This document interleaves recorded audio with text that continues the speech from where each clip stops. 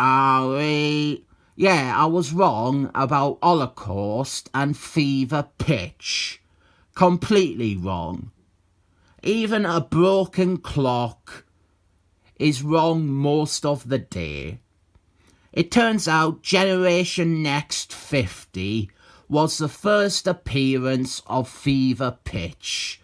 So my theory that he was the character who was shown in Strife's strike file was wrong.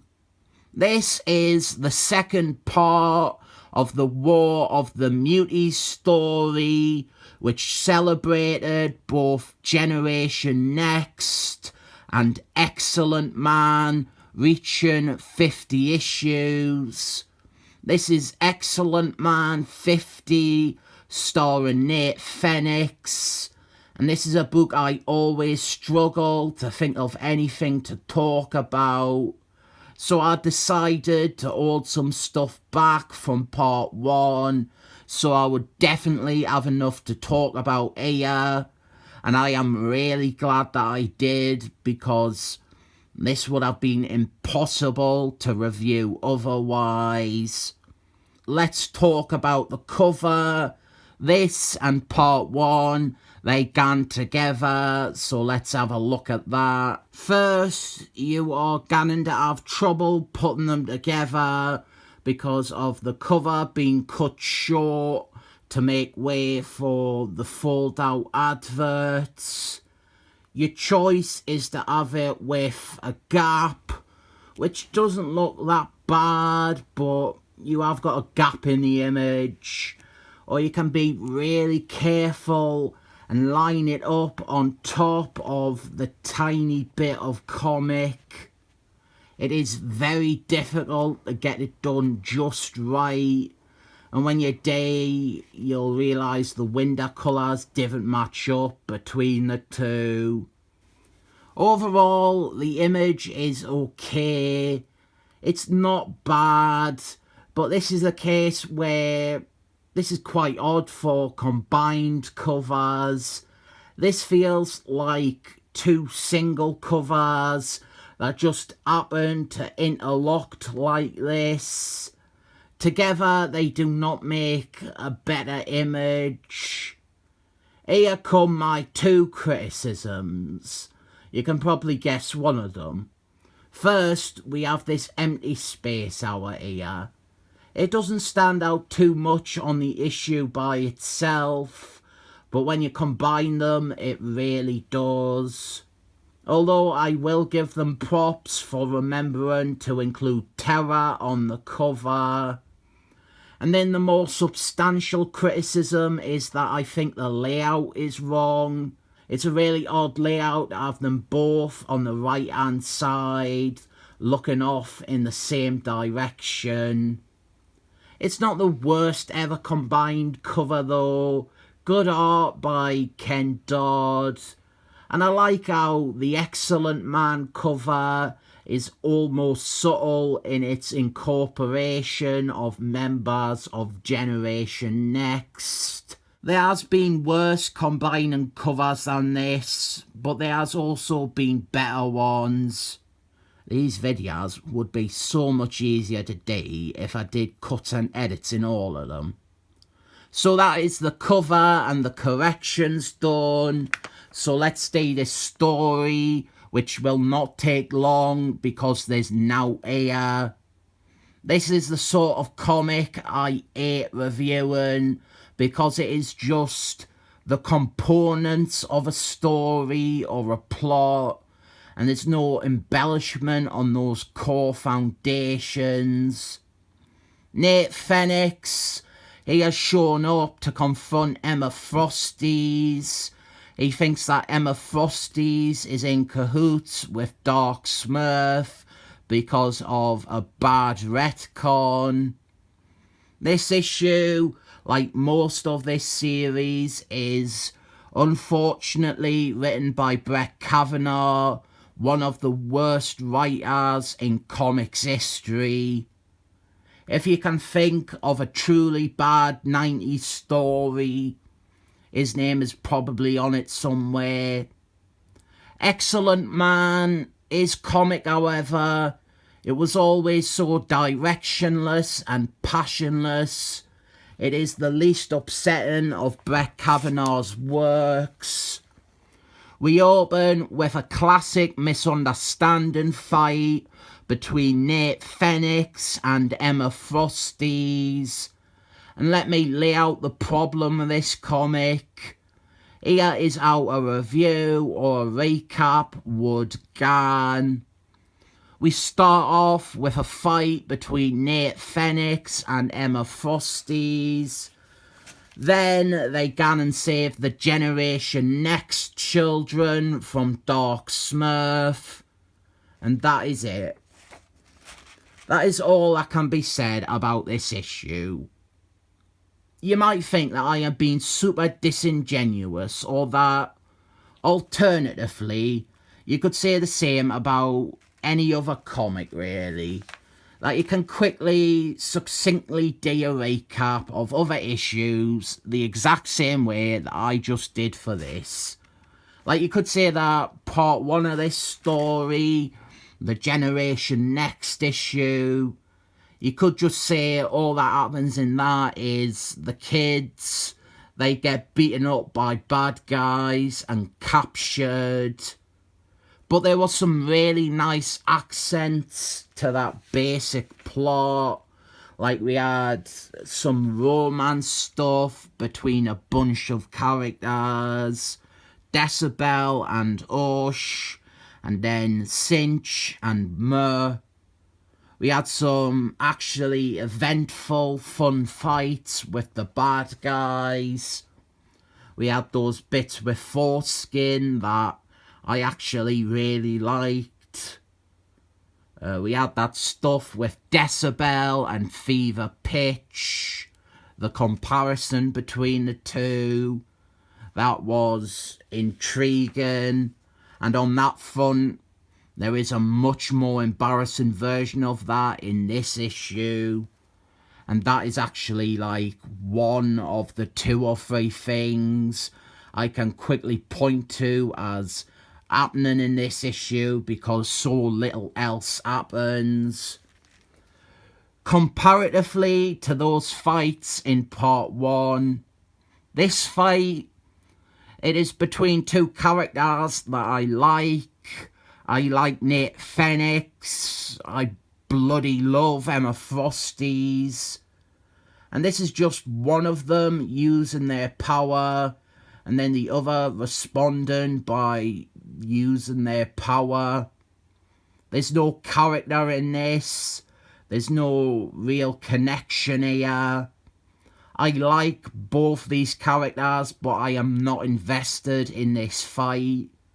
Nobody who is reading this is, because there is nothing to it. It goes on for ages as well. So they eventually stop fighting and they gone off to save the kids. Meanwhile, there is Nate Fenix's love interest, who is also his mum. If she wasn't so sexy, it would be disgusting. So they all gone off to the sewers, to Darksmurf's base. And the other thing that I held back to discuss is the thing that they kept doing with Nate Fenix, where they would tease him joining a team and then abandon the idea after a story like this. Virtually every single Excellent Men team book, at some point, it had a crossover like this with Excellent Man's book, where Nate Fenix was built up and they started developing stuff between him and the team's other characters. And it was set up like he was going to end the story by joining the team. But then, right at the end, he would say no and gone off to be by himself. First, it was Excalibur issue 95, and Excellent Man issue 12. After that, it was Excellent Force. After this one, they just put him on the proper Excellent Men for a short time. He was meant to be on the original lineup of XLs, but instead he suffered a worse fate of being revamped by Warren Fallis. Of all those teams though, I think Generation Next or Excellent Force were where he would have fit the best. Generation Next, because he is a teenage character from the 90s, and Excellent Force because he has pre-existing relationships or connections to Cables and Dominoes and Squealy's daughter Bango. And having said that, they could have done something with him and Squealy in this issue, but Squealy is absent from this book entirely. So they find the Generation Next students all tied up. They are being experimented on by Darksmurf.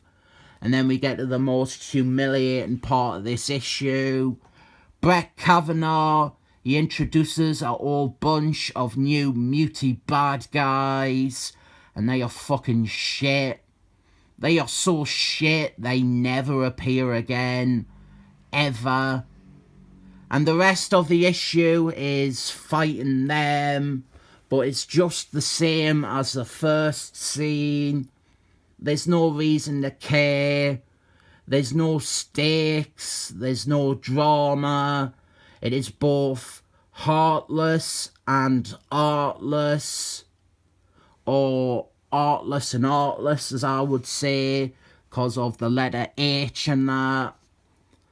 We have two other things worth pointing to in this issue, and they are worth pointing to because they are both enormous failures. Let's find them. Well, actually, there is a nice team image there. I cannot fault the art. The art is by Bob Ross. It is decent, and it actually gels quite nicely with Ken Dodd's art in the Generation Next issue. This series, despite its poor writer, it nearly always had a dependable artist. Our first humiliation of Brett Kavanagh as a writer is... Oh, actually, I've got three. I've just remembered another one. One of his new bad guys, this one here, is a total rip-off of a Generation Next character. And another one is just a rip-off of Obsidian Man to the degree where it even just shares his fucking name. But the main one I'm thinking of is we get a fever pitch. I said how in Jason Faberge's part, they did this nice thing with him and Decibel, a comparison thing, and it felt legitimate. It felt like an interesting and worthwhile comparison. Well, now Brett Kavanagh, he is doing the exact same sort of comparison, but with Fever Pitch and Nate Fenix, which doesn't have anywhere near as much basis as the Decibel comparison did. And Brett Kavanagh is such a shit writer. He has one of the characters proclaim that the two of them are not so different. And then even worse than that is Emma Frosty's and Darksmurf. This is our resolution to this crap little story arc thing with the two of them. And the resolution is that there isn't any resolution. Emma Frosty's, she fought Darksmurf and got him in a headlock. But all that happened off panel. And instead, Nate Fenix walks in on this scene as Emma Frosty's is about to kill Darksmurf. But then there is no resolution because he was just a hologram. And obviously, Nate Fenix, he doesn't join Generation Next because they wanted to keep him as a lonely, angsty outsider in his solo series, which never does anything. This isn't bad the way a bad comic is. This is just bad writing. This is lackluster stuff, but it is readable. It's sort of like a comic that is written, like, you know, when a writer quits or a writer dies and it is in the middle of a story and then someone else is brought in to finish that story based on their notes. Well, it's like that, but the writer here is terrified to add anything more to the notes. This is only worth reading if you are keen on reading this decent Generation Next run. It is sadly essential as it is part 2 of a story, but I think you could imagine a better comic than this if you didn't read it. I probably didn't recommend it. 7 thumbs up.